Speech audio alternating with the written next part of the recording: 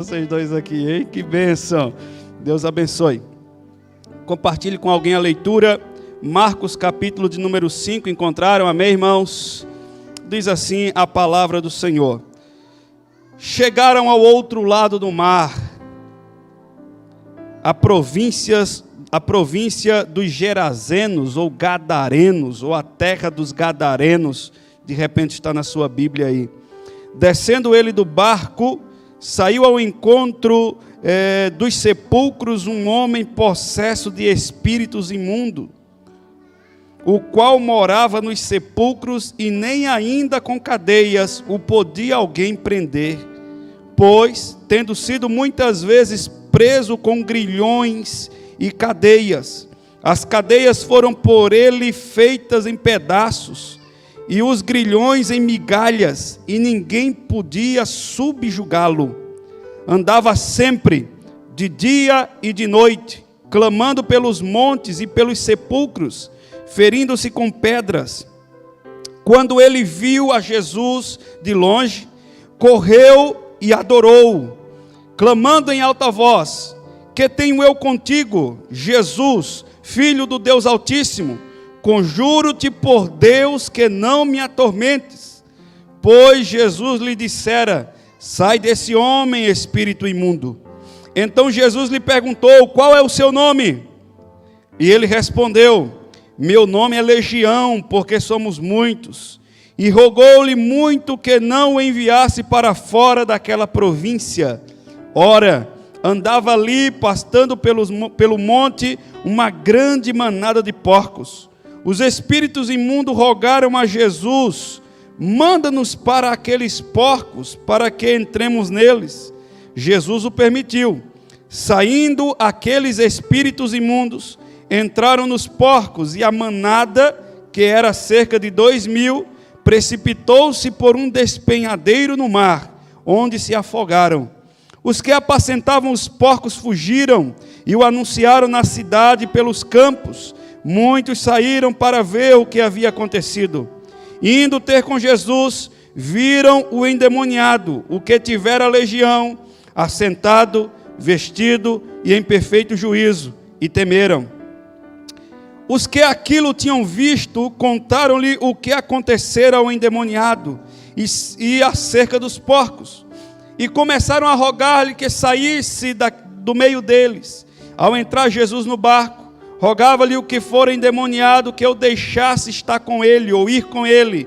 Jesus, porém, não permitiu, mas lhe disse: vai para a tua casa, para os teus parentes, e anuncia-lhe quão grandes coisas o Senhor te fez, e como teve misericórdia de ti.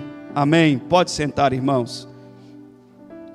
Eu quero conversar com vocês aqui nessa noite. Eu quero falar de um homem que teve a sua vida por completa transformada. Nós costumamos muitas vezes, quando alguém aceita Jesus, nós dizemos assim: uma alma aceitou Jesus. Na realidade, quando Deus olha para nós, Ele não nos vê uma alma, Ele nos vê um ser. Um ser. Nós somos compostos, ou pelo menos a maioria acreditamos, que somos compostos por corpo, alma e espírito, e quando Deus ele nos olha, Ele nos vê por completo, e não somente uma alma ambulante por aí. Jesus também tinha o mesmo princípio. Jesus olhava para as pessoas com o princípio de enxergar ela por completa, não somente como uma alma. É por isso que Ele fazia questão de, muitas vezes, por onde passava, curar as pessoas fisicamente, para que elas tivessem uma vida servindo a Ele, que pudesse levar o Evangelho também. Jesus é uma pessoa muito especial, uma pessoa que enxerga em um homem só uma oportunidade de evangelizar uma região inteira, por exemplo. Então, meus irmãos, a Bíblia narra, no capítulo 5 de Marcos, a história de um homem conhecido como o endemoniado de Gadara, ou endemoniado gadareno. Possivelmente a figura mais conhecida daquela região. A cidade de Gadara ela estava localizada em uma região chamada de Decápolis. Decápolis eram 10 cidades, e uma daquelas cidades era a cidade de Gadara. Possivelmente, dentre aquelas 10 cidades, este homem era o homem mais conhecido e mais temido que havia naquele povoado.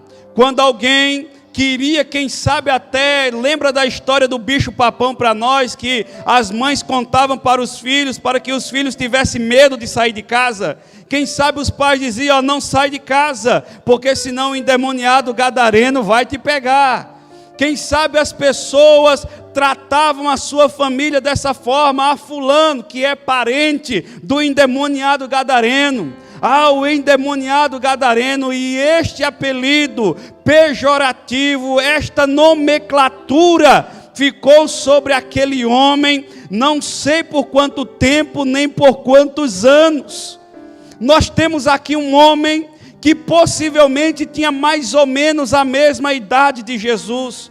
Um homem não tão velho, já que a expectativa de vida na época de Jesus era uma expectativa muito baixa para os nossos padrões atuais. Era um homem, quem sabe, na mesma idade de Jesus, na mesma idade do apóstolo Paulo, na mesma idade dos apóstolos de Jesus também. Um homem que há tempos, ou quem sabe há anos, foi acometido ou foi invadido por uma legião de demônios. Note bem que a palavra legião não se refere a um demônio apenas, mas a Bíblia é clara. Quando Jesus pergunta: qual é o teu nome? Ele diz: o meu nome é legião, porque nós somos em muitos aqui. Então a legião era um esquadrão romano que havia 6.000 soldados. Então podemos afirmar que naquele homem, somente naquele homem, havia ou tinha vindo habitar nele 6.000 demônios que aprisionava, que acorrentava e que subjugava a vida daquele homem em todos os seus aspectos. Os irmãos estão comigo, amém? Aquele homem endemoniado, eu quero narrar para vocês que a primeira coisa que aconteceu com ele foi perder o convívio familiar, viu, irmão Tadeu?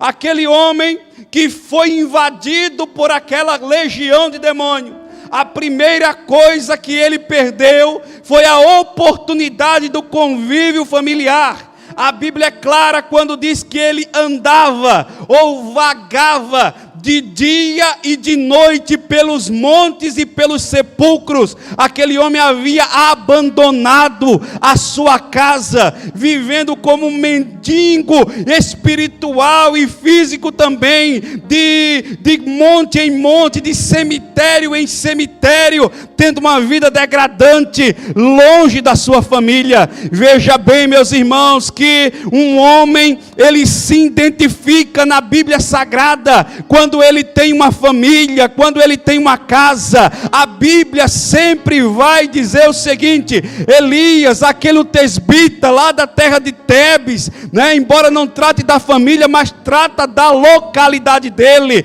A Bíblia vai falar também Eliseu, filho de Cefate, porque a família era importante na história de um homem. E o diabo, quando ele quer aprisionar uma pessoa, a primeira coisa que ele ataca é o convívio familiar da vida de alguém, porque se atacar a família, ele consegue desestruturar não somente uma pessoa, mas uma família inteira. O diabo é sagaz e o seu modo de ação continua o mesmo desde lá de trás e até hoje também.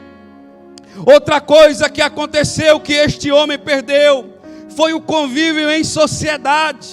Era um homem que não tinha amigos, era um homem que não convivia com pessoas, era um homem que não frequentava ambientes sociais, um homem que não frequentava, por exemplo, a sinagoga. Embora não sendo judeu, porque Decápolis ficava do outro lado do mar da Galileia, e era uma terra dos romanos, povoado por cidades gregas também, considerada grega, onde o povo falava a língua grega, mas o homem não conseguia frequentar os ambientes sociais, quem sabe uma festa de família, um casamento de família, quem sabe uma cerimônia familiar, ou um encontro com amigos. Este homem, atacado por uma legião de demônios, também não tinha condições de frequentar um ambiente social. O diabo sagaz tirou ele de casa e também fez com que ele perdesse o contato de suas amizades. Era um menino que cresceu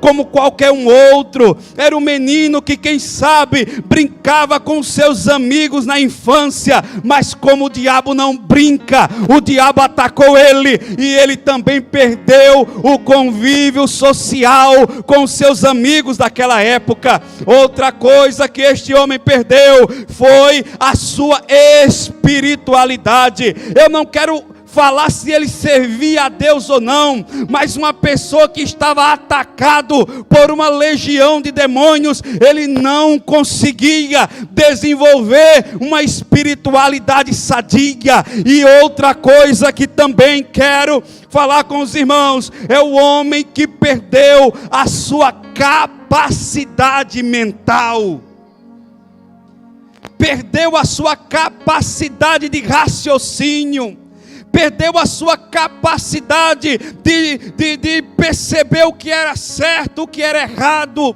perdeu a sua capacidade de distinguir entre o bom e o ruim. A Bíblia é clara quando diz que ele vivia dia após dia pelos sepulcros, pelas montanhas, um homem que era aprisionado com cadeias, com grilhões, cadeias no braço, grilhões nas pernas, e a Bíblia diz que ele quebrava, ele despedaçava em migalha o ferro fundido com que era feito aquelas cadeias. Irmão Sérgio, era um homem que vivia em uma condição subhumana.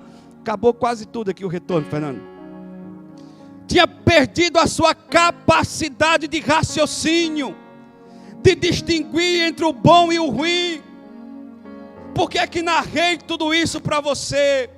É para dizer que o modo operante de Satanás na vida das pessoas continua a mesma coisa. Embora o tempo passou, nós estamos 2000 anos depois deste acontecimento, mas o diabo continua sendo diabo, desde que ele assumiu o seu papel de enganador, quando enganou alguns anjos e consequentemente depois Adão e Eva. E eu também quero dizer para vocês, senhores, obreiros e igreja que está aqui nessa noite, que o diabo que nunca brincou daquilo que ele era, é o diabo que continua sem brincar daquilo que ele é hoje também. É o diabo que oprime, é o diabo que lança no chão, é o diabo que aprisiona, é o diabo que acaba com a família, acaba com o convívio em sociedade, com a espiritualidade, e quer roubar aquilo que Deus nos deu, que foi a capacidade de raciocinar. E nós temos aqui na Bíblia um homem com a sua existência comprometida, porque foi atacado por uma legião de demônios. E o que fazer então, pastor, diante de tudo isso? Mas lá do outro lado do mar da Galileia, oh aleluia, lá na cidade de Nazaré, no capítulo 4 do mesmo evangelho de Marcos, a Bíblia narra o seguinte: sem Jesus dizer o que ia fazer lá, sem Jesus falar o segredo do seu plano, sem Jesus dizer o motivo pelo qual iria, Jesus reúne os discípulos e diz: entrem no barco e vamos atravessar o mar para o outro lado. Aleluia! Seus discípulos perguntarem por quê, os discípulos começaram a remar, cerca de 11 quilômetros de remo, de uma extremidade à outra do mar da Galileia. Jesus, aleluia, em sua onisciência, Jesus em seu poder e em sua grandeza, disse para os discípulos: vamos atravessar o mar, porque do outro lado há uma alma, há uma vida, há um ser, do outro lado há uma pessoa, e eu preciso encontrar ela, eu tenho que chegar lá. E os discípulos foram. Oh, aleluia. Eu não sei você, meu irmão, mas quando eu falo sobre isso, parece que na minha mente se abre uma janela, e parece que eu vejo os discípulos remando, e Jesus lá dormindo, e o barco balançando de um lado para o outro. Daqui a pouco um vento, os ventos que desciam das colinas de Golã, os ventos que desciam lá dos montes congelados e faziam funil no mar da Galileia, começa a balançar o barco, e os discípulos desesperados, e Jesus dormindo. Daqui a pouco ele diz: você não vai fazer nada, nós vamos morrer aqui. Jesus se levanta, aquieta o vento, aquieta o mar. Os discípulos se assustam, dizendo: quem é este que até o vento e o mar lhe obedecem? Quem é esse? É Jesus de Nazaré, é o mesmo que chegou do outro lado, na cidade de Gadara. Urabalabás. Presta atenção no que eu vou dizer para você agora. Os discípulos não sabiam verdadeiramente quem ele era. Os discípulos se assustam dizendo: quem é este? Marcos 4:41. Quem é este que até o vento e o mar lhe obedece? Mas quando Jesus colocou o pé na terra, pastor Ezequiel, o diabo veio correndo, se prostrou e o adorou, dizendo: o que é que tu vieste fazer aqui? Os discípulos não sabiam, mas o próprio Satanás sabia que quem chegou ali era o Todo-Poderoso, que veio para libertar uma vida, que veio para dar liberdade ao cativo e oprimido. Oh, aleluia! Os discípulos não reconheciam, mas a legião de demônios sabia quem estava chegando. Quem era que estava chegando? Aquele que marcou aquele momento para dar liberdade a uma vida, dar um novo significado, dá, quem sabe, uma oportunidade, dá uma oportunidade daquele homem ter uma nova história. Quando Jesus chegou lá, veja, irmãos, que a história da conversa entre Jesus e os demônios que haviam naquele homem é uma conversa que não deve ser colocada como primordial nesse texto. O primordial neste texto é o homem que foi para ser resgatado, e não o diabo para nós estarmos entrevistando ele. Jesus, quando coloca o pé, o diabo vem, se prostra e adora, reconhecendo quem ele era, e diz: olha, não nos mande para longe daqui, nos coloque naqueles porcos. Jesus diz: então vai. E eles foram. E o homem teve a sua vida por completa transformada. Eu comecei falando para você da destruição que aconteceu na vida daquele homem, de cima para baixo, desde a sua família até o seu estado mental. E Jesus, quando chegou, Jesus deu um novo significado à existência daquele homem. Oh, aleluia! Glória a Deus! É a falsa ideia daquela região. Nós estamos aqui, irmãos, em um contexto bíblico, em que o povo estava sendo subjugado pelo Império Romano. Já havia sido subjugado durante 250 anos pelos gregos. Alexandre o Grande já havia conquistado aquela região e fundado essas cidades, a Decápolis, as 10 cidades que ficavam além do mar da Galileia. Alexandre o Grande já havia passado por ali. Ficaram sob o domínio dos gregos. Depois que ele morreu, a cidade começou a ser disputada pelos Ptolomeus do Egito e pelos Seleucidas na Síria. Era um povo oprimido, um povo entristecido, um povo que não conhecia o que era liberdade. E agora os romanos vieram para dominar e colocaram suas patas sobre aquele povo. E o povo não entendia o que era liberdade. Porém havia aquele homem endemoniado gadareno, que ele gozava de uma falsa liberdade. Porque o diabo é especialista em fazer com que as pessoas queiram aproveitar uma falsa liberdade. Aquele homem prendiam e eles se libertavam, rompia as cadeias, colocava ele na prisão e ele saía. Então era alguém que gozava de uma liberdade falsa, uma liberdade inexistente, porque a maior prisão não eram as correntes e as cadeias, a maior prisão era uma prisão espiritual que aquele homem sofria. Quando eu digo para vocês que o modo de atuação do diabo é o mesmo, eu estou falando sobre isso porque hoje, aqui em nosso meio, quem sabe, tem pessoas gozando desta falsa liberdade que o diabo oferece. Uma falsa liberdade que está em coisas, em atos, em momentos da vida. É uma falsa liberdade de estar chapado na cocaína ou na pedra de crack. É uma falsa liberdade de estar sempre dependente de uma bebida para poder, quem sabe, ficar um pouco mais alegrinho. É a falsa liberdade de pegar o dinheiro que tem e poder gastar tudo em um centro de prostituição. É a falsa liberdade que se tem de gastar todo o salário em uma noite de jogatina. Tudo isso é uma falsa liberdade que o diabo tem oferecido desde o início até hoje também.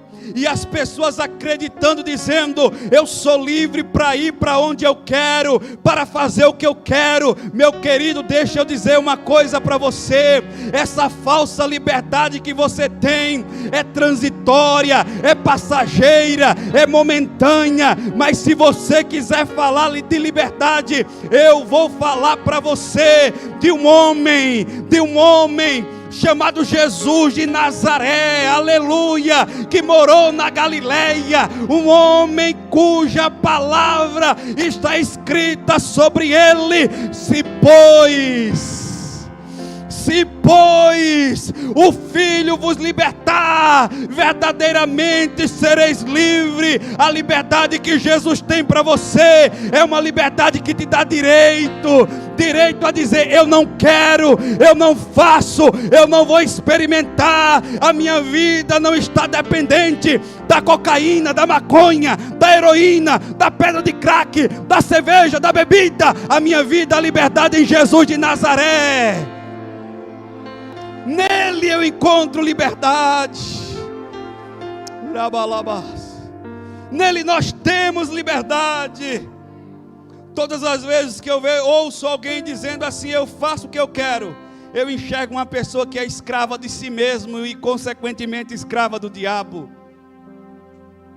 Mas quando eu ouço alguém dizendo: em Cristo eu sou livre,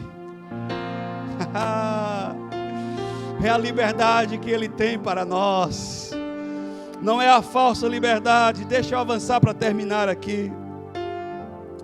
A primeira coisa que Jesus devolveu àquele homem foi a capacidade de raciocinar, Emerson. Quando as pessoas chegaram onde Jesus estava, que elas enxergaram o homem, disse: o homem que havia sido endemoniado estava sentado, vestido e em perfeito juízo. Que Jesus extraordinário! A capacidade de raciocínio que o diabo havia roubado daquele homem, Jesus devolveu em sua integralidade. O homem que vivia andando dia e noite, nu, sem parar, agora estava sentado, vestido e em perfeito juízo. Aleluia. Vamos seguindo. Jesus devolveu também a capacidade daquele homem de buscar a espiritualidade, porque depois ele vai reconhecer Jesus como Senhor, não mais o diabo que estava nele, mas ele próprio vai dizer: eu quero ir contigo. Posso ouvir um amém? Jesus devolveu àquele homem a sua capacidade de viver em um convívio social. Jesus diz: vai para casa. E a Bíblia diz: e ele saiu em Decápolis, anunciando o Evangelho entre as pessoas. Já não vivia mais nos montes, nem dentro dos cemitérios. O seu lugar agora era dentro da cidade. E Jesus também devolveu àquele homem a oportunidade dele reencontrar a sua família. Você sabe que desde que eu li esse texto pela primeira vez, todas as vezes que eu leio ou que eu ouço falar nesse texto, a minha mente tem a imagem de um homem chegando em casa, de um homem voltando para casa. Aleluia. De um homem voltando para casa. A Bíblia diz que ele vivia dia e noite andando de um lado para o outro. Você já imaginou como estava a família desse homem? E se ele fosse casado, José? E se esse homem tivesse filhos? E se este homem, embora não sendo casado e não tivesse filhos, se tivesse um pai e uma mãe o esperando em casa? Já pensou a vergonha em um filho, quem sabe, daquele homem passar na rua e alguém perguntar: de quem é aquele menino? Aquele menino é filho do endemoniado de Gadara. Ou quem é aquela mulher ali? Lá na Paraíba tem muito isso de identificar as pessoas. Por exemplo, a irmã Janete do irmão Dário, porque é a esposa. A Rose do irmão Marcos, que é a esposa. Lá nós temos muito isso. E as pessoas foram se desenvolvendo também dessa forma. Quem sabe passava e dizia: quem é aquela mulher? É a esposa do endemoniado de Gadara. E aquele dali é o pai do endemoniado de Gadara. E era bem dessa forma mesmo. Quando você lê Mateus 13:55, vai falar sobre Jesus, diz assim: não é este o filho do carpinteiro, porque era a identificação de quem ele era. Você já pensou a tristeza e a humilhação da família daquele homem em ir passando na rua e alguém o identificar como o pior cidadão daquelas 10 cidades? Mas você consegue imaginar comigo aquele homem voltando para casa? Oh glória, aleluia. Eu fico imaginando aquele homem chegando na porta da sua casa, sendo abraçado pela sua família, sendo acariciado, recebido de volta, entrando pela porta que um dia saiu endemoniado e voltando para casa perfeitamente bem, e dizendo para os seus parentes e conhecidos o que havia acontecido com ele, dizendo: um homem chamado Jesus me encontrou. Este homem mudou a minha história. Aleluia. Eu quero encerrar, meu irmão, dizendo para você o seguinte: o modo de atuação do nosso inimigo, que é o diabo, continua o mesmo, aprisionando o homem, colocando ele à margem da sociedade, o envergonhando diante da sua família, fazendo com que o homem acredite na falsa liberdade que ele goza. O diabo não muda o seu método de atuação, mas Jesus veio para desfazer as obras de Satanás. Oh, aleluia. Ele disse: eu vim para pôr em liberdade os cativos e oprimidos. Eu vim para dar vista aos cegos. Eu vim para anunciar o ano aceitável do Senhor. Eu tenho boas notícias para você. Jesus continua operando. Jesus continua libertando. Jesus continua transformando. Jesus continua fazendo aquilo que o homem não é capaz de alcançar pelos seus próprios esforços. Oh, glória! Você acha que a sua vida está boa? Você, meu irmão, que entrou aqui nessa noite, estou falando para você que está afastado dos caminhos do Senhor. Você que um dia decidiu dizer basta à sua fé. Você está iludido, achando que o que você está vivendo ou gozando é tudo aquilo de bom que você tem para a sua alma. Eu vou dizer para você uma palavra dura nessa noite, mas necessária. Houve um homem na Bíblia Sagrada muito rico, que gozava de suas riquezas. Plantou, colheu em abundância, fez celeiros e disse: agora, ó minha alma, tu já tens em abundância. Come, bebe, goza, porque já estás satisfeita. E Jesus, naquela parábola, ele diz: louco, hoje mesmo pedirão a tua alma, e o que é que tu tens preparado, para quem ela será? Por que é que Jesus falou isso, pastor? Porque a maior loucura de alguém é tentar colocar a sua casa sobre os frágeis alicerces das coisas humanas, pastor Ezequiel.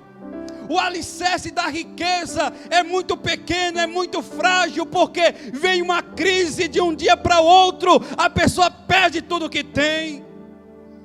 Colocar os seus alicerces em cima de uma família também é muito frágil, porque se algum membro daquela família morrer, a pessoa perde o seu alicerce. E a gente escuta muito por aí: a minha família é o meu alicerce, a minha família é a minha base. Não, meu irmão, o nosso alicerce é Jesus de Nazaré. Jesus é a nossa base, a nossa família também está sobre Ele.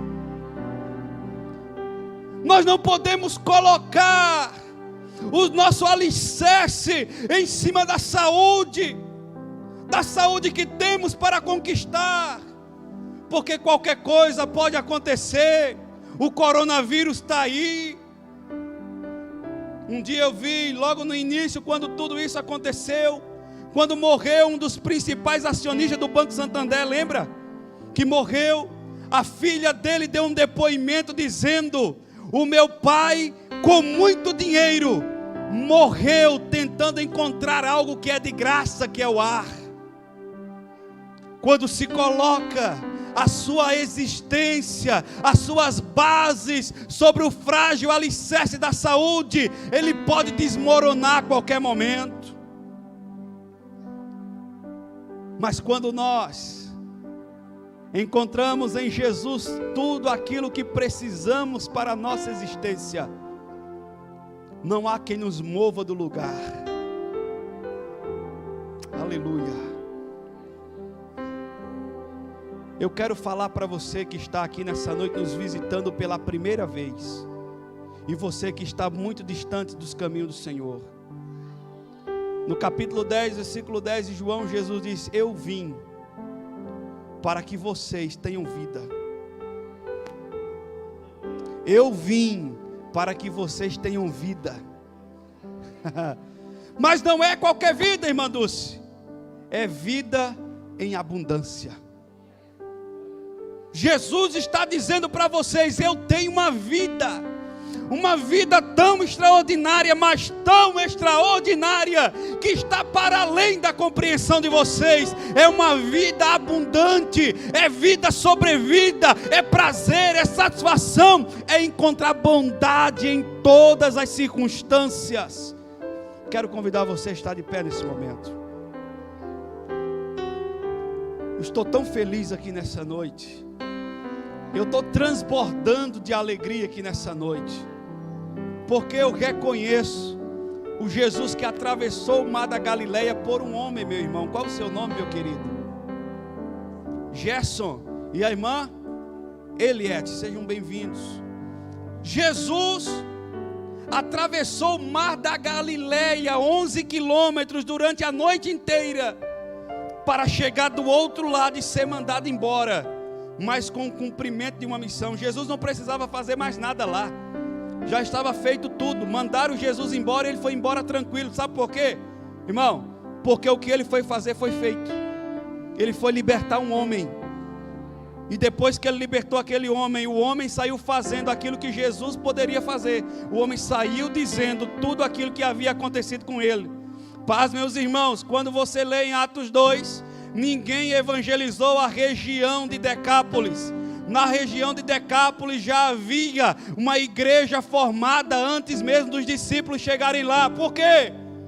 Porque um homem que havia encontrado com Jesus alguns dias antes, algum tempo antes, aleluia, saiu pregando o evangelho, e quando chegaram para evangelizar, Jesus já era conhecido, Jesus já era adorado, porque ele libertou uma vida apenas.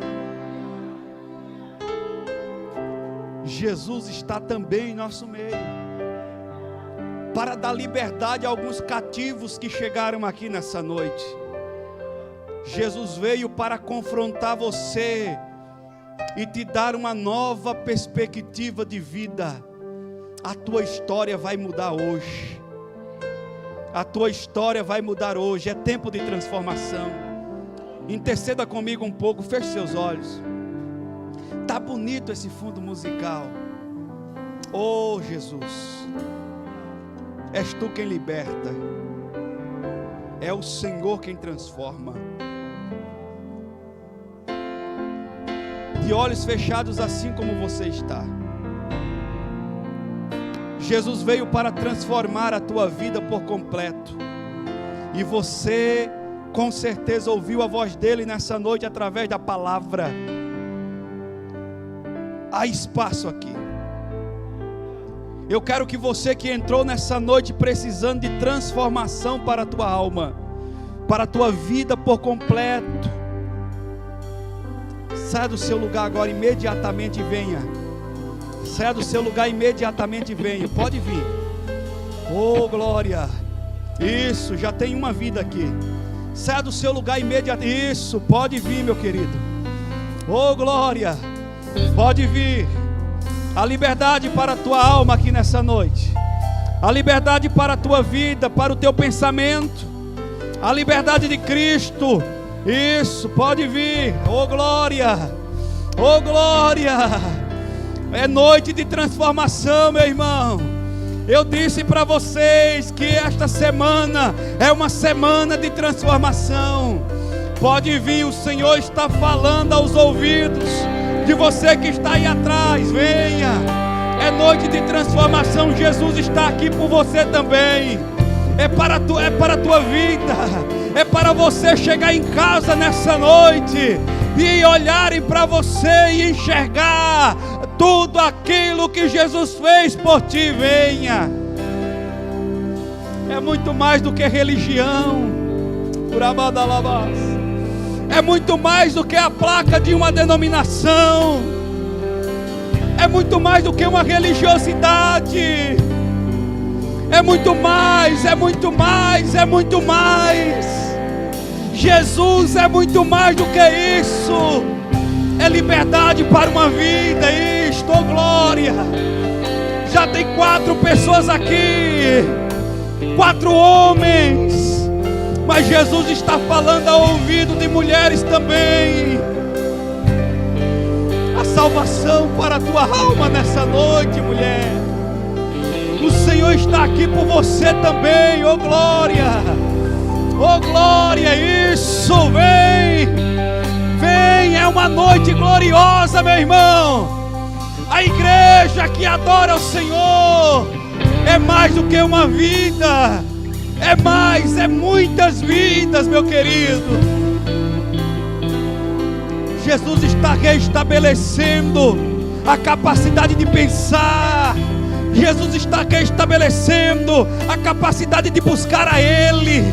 Jesus está restabelecendo a capacidade social. Jesus está restabelecendo a capacidade de voltar a ter uma família novamente. Aleluia! Quanta gente! Quanta gente! Aleluia! Aleluia! De olhos fechados, pode cantar porque tem mais que vai vir. A igreja vai intercedendo porque tem mais. Eu declaro você livre pelo poder do nome de Jesus.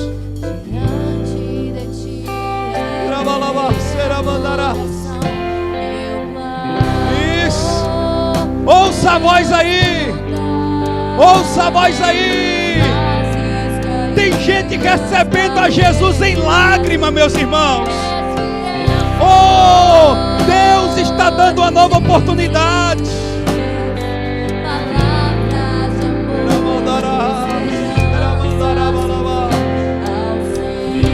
Oh, nós queremos mais de Ti, Jesus. Que coisa linda.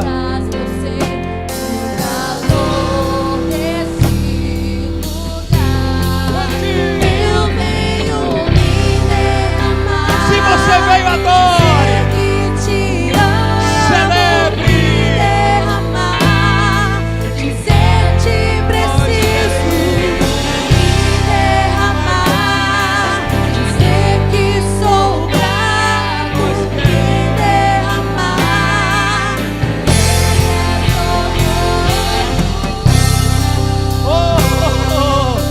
o Jesus que liberta ainda é o mesmo. Não há por que temer a Satanás. Não há por que temer o mal, se o Jesus que liberta é o mesmo. É o mesmo que dá vida em abundância. É o mesmo que tem vida em abundância. Ele tem vida em abundância.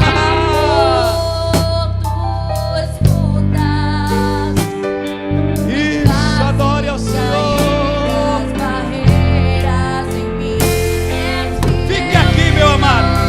Não saia daqui. Não saia daqui. Fica aqui, nós vamos orar por você. Oh, aleluia. Fica ao sentir no teu toque. Oh, glória.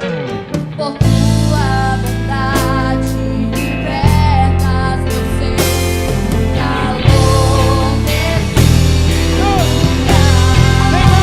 Eu venho me derramar, dizer que te amo, me derramar, dizer que preciso, me derramar, dizer que sou grato, me derramar, dizer que gosto, me derramar, dizer que te amo, me derramar, dizer que preciso, me derramar, dizer que sou grato, me derramar.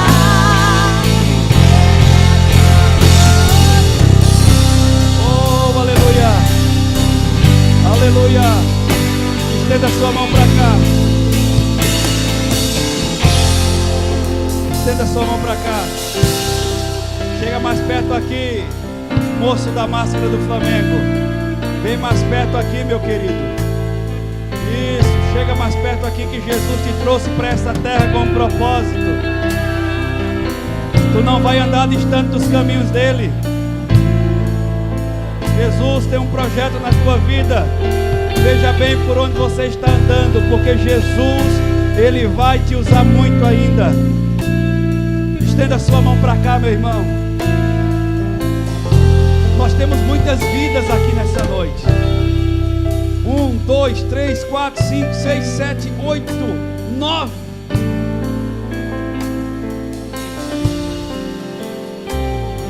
Nós vamos orar. Tem mais alguém que precisa correr daí imediatamente?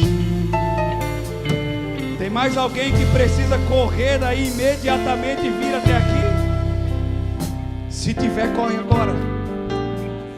Vocês que estão aqui na frente nessa noite, olhem bem para mim aqui. Jesus está aqui nessa noite pela igreja, por vocês, para dar liberdade, para dar uma nova vida. Uma nova. Viu, irmão? Não é pegar uma coisa velha e colocar um remendo novo, como se fazia nas roupas antigamente. Não. É uma nova vida por completo. Sabe quando se formata, às vezes, um computador que começa a reiniciar tudo de novo? A sua vida está reiniciando hoje. Reiniciando hoje. Sua vida está reiniciando hoje. Viu, moço? Está reiniciando hoje. Para além daquilo que você viveu, das ilusões e circunstâncias do mundo, das coisas boas que os amigos ou que o mundo oferece. Jesus tem algo muito maior. Servir a Jesus na juventude não é perder a vida, é ganhar. Tu vai experimentar coisas que tu nunca experimentou lá fora. Sabe a galera aí chapada na carreira de cocaína, ou com um cachimbo de crack na mão, ou quem sabe uma maconhazinha para ficar alegrezinho por enquanto? Isso é fichinha, meu amigo. Isso é fichinha. Jesus tem coisas assim, ó, para além de tudo isso, sabe, para além de todas essas coisas, uma nova vida. Uma nova vida.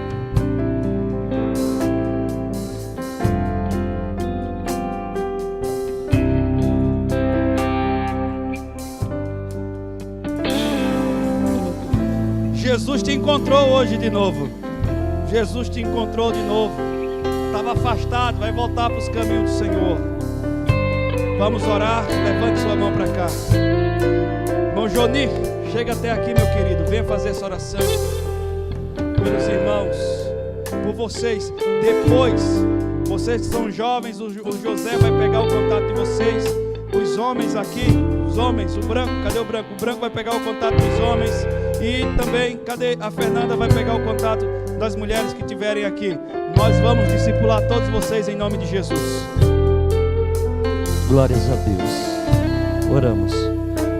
Senhor Deus e Pai, ouvimos a Tua palavra, Senhor, que fala, Jesus, que Tu liberta, pois Tu libertaste aquele homem, Senhor. Senhor, aqui estão, Senhor, em frente do Teu altar, Senhor, vidas, Pai, que creram, Senhor, na Tua palavra e que vieram aqui na frente em busca, Senhor, de uma libertação, de uma transformação, de uma mudança de vida, Senhor. Ah, Pai, porque querem Te servir de corpo e de alma, Senhor. Senhor, restaura, Senhor, aqueles que estão afastados, Senhor. Perdoa seus pecados, Senhor, que eles possam ter uma nova vida contigo, Senhor. E aqueles que estão aceitando a Ti, a Teu Filho, como seu único e suficiente Salvador, perdoa também os seus pecados. Escreva o nome deles no livro da vida, Senhor. Oh, Pai querido, Pai amado, seja com cada um deles, Pai, libertando, fortalecendo, renovando, fazendo, Senhor, uma nova criatura, Senhor. Oh, Espírito Santo de Deus, abençoa a Tua igreja, Senhor. Abençoa, Pai, a Tua igreja, Pai. Abençoa cada um de nós que aqui estamos, que viemos Te cultuar, Pai, nesta noite. Nós estamos agradecidos, porque aqui, Pai, Tu fizesses obras maravilhosas, porque uma alma vale mais que o mundo inteiro, Pai. Creio, Senhor, que nesta noite tem uma festa no céu, por essas almas que se renderam a Ti, Senhor. Amém. Aleluia. Vocês que estão aqui, sabe o que é que vocês vão fazer hoje? Vocês vão para casa. Vocês vão para casa. E chegando em casa, vão dizer o que Deus fez por vocês. Essa é a missão de vocês daqui para frente. Branco, Fernanda, Zé, depois dá uma agilizada aí no nome do pessoal, tá bom? Pode voltar para o lugar de vocês, nós já vamos encerrar, irmãos. Debaixo dessa glória de Deus nós vamos encerrar. Nós só vamos fazer uma oração pelos que sofrem, apresentando eles ao Senhor. Já vamos encerrar de pé mesmo. De pé mesmo. Nossos irmãos que estão em casa, que Deus abençoe vocês. A sábado nós temos culto de adolescentes aqui na Igreja 7. Sábado à noite, tá? 19h30, né? Oh, que bênção. Os irmãos são do Braço Trombudo. Alegria em recebê-los então. Sejam muito bem-vindos em nosso meio, sempre que quiserem estar aqui. Meu querido, vamos para frente. Você que esteve orando por alguém, continua, porque Jesus vai ouvir a tua oração. Continua perseverando, continua avançando. Deus tem um tempo extraordinário para nós nessa igreja. Domingo que vem você vai voltar novamente, cheio do Espírito, para mais um culto de celebração. E você hoje vai para casa debaixo dessa glória de Deus, dessa atmosfera espiritual. Deus vai te dar uma semana gloriosa. Aos irmãos que estão em casa, a você que está enfermo, que a cura do Senhor te alcance. A você que precisa de milagre, que Deus abençoe. A você que contribuiu com seus dízimos, com as suas ofertas missionárias, que Deus abençoe, que Deus prospere, que o mês de setembro seja um mês glorioso. Eu amo o mês de setembro. Eu amo o mês de setembro, porque é o mês do meu aniversário. Eu amo esse mês. Está chegando um mês glorioso, né? Tem mais alguém de aniversário em setembro aí? Tem um monte aí de aniversário. Eu e o Rafael é no mesmo dia. Deus abençoe a todos. Faça assim com a sua mão. Que a graça do Senhor Jesus, o amor de Deus e a comunhão do Espírito Santo seja com você e com a sua família agora e para sempre. Todos dizem: se Deus é por nós, ninguém. Que Deus abençoe, meu irmão. Se quiser, tem lá atrás, vamos cantar.